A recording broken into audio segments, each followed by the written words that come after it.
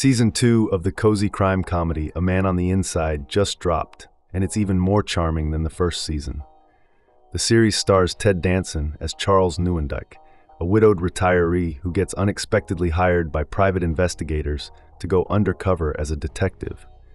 And let me tell you, this second season brings better jokes and more heart.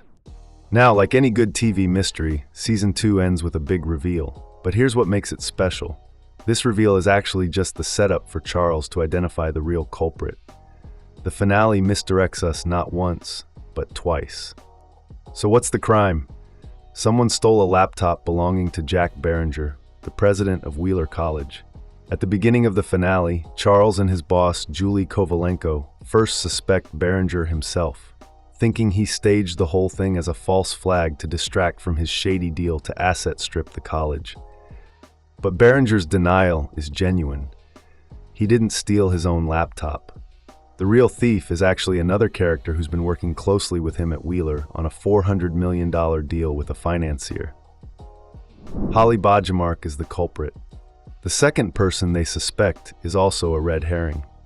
Dr. Benjamin Cole, the head of Wheeler College's English department, admits to the crime, but only to cover up the real culprit.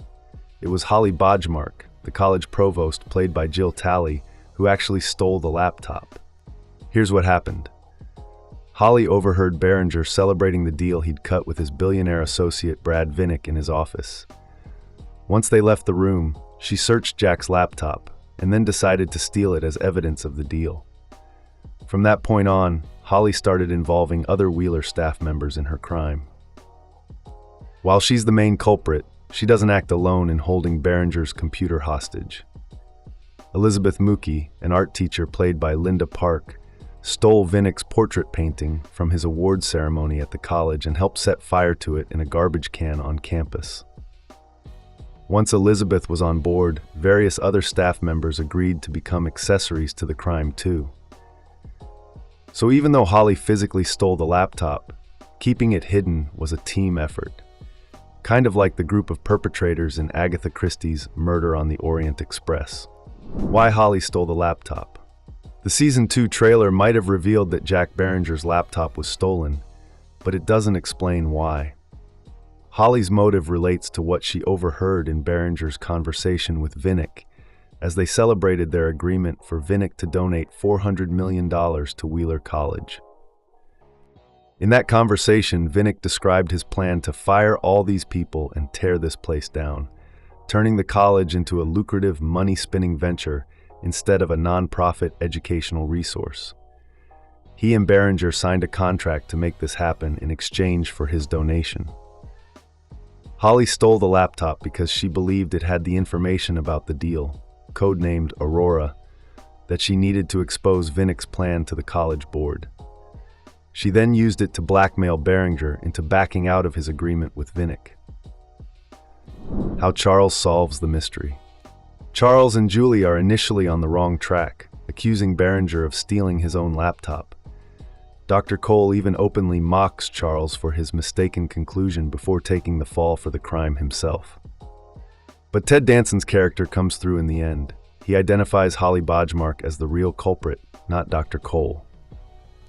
In true mystery series tradition, it's a tiny detail that gives Holly away.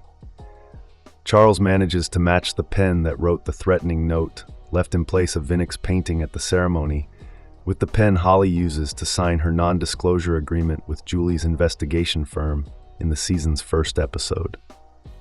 If Holly left that note, then she also must have sent Beringer the threatening email from his own laptop. Charles still has it. The Dr. Cole twist explained. Charles's reveal that Holly was the real thief doesn't explain why Dr. Cole turned himself in on her behalf. As it turns out, he was barely even an accessory to her crime.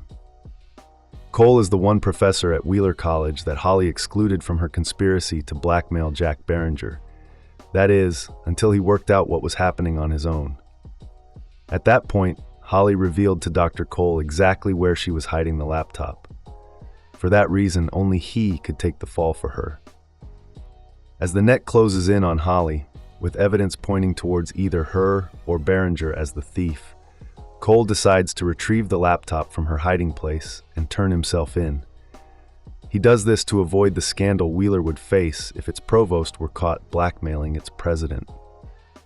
Because Cole takes all the blame, the college as a whole is spared this indignity. Holly can continue as provost, and he can treat his dismissal as a form of early retirement. Thanks to Charles, he even finds the perfect place for his pompous opinions on literature in Pacific View Retirement Community's book club. Season 2 continues a pattern from Season 1. Just like the ending of Season 1, this second season concludes with a heartwarming revelation. In both cases, the thief responsible for the central crime turns out to be a benevolent character whose act of theft came with the best of intentions. In Season 1, Pacific View Alzheimer's patient Gladys is revealed to have taken the ruby necklace because she recognized it from her past and honestly believed it belonged in her dresser. In Season 2, Holly steals Behringer's laptop in an honest attempt to save her college from the mass redundancies and faculty closures Vinnick's plan would cause. This sweet, good-natured crime comedy series will likely continue this pattern in future seasons. It's too well-meaning not to. How the finale sets up Season 3. With the show continuing to attract fans in droves, it's highly likely this cozy Ted Danson sitcom will be renewed for another season. However, given what happens in Season 2's finale, it's unlikely that Danson's wife, Mary Steenburgen, will be returning for Season 3. Steenburgen's character, Mona Margadoff, breaks up with Charles Neuendijk in the episode, meaning the two actors are just an off-screen couple again. On the other hand, the gang at Pacific View Retirement Community are still very much together with a new addition in the form of David Stratharn's Dr. Benjamin Cole. There are also sparks flying between Julie and Stephanie Beatrice's Didi at the end of Season 2. Meanwhile, Charles's best friend from Pacific View, Calbert, has himself a date after having successful hip replacement surgery.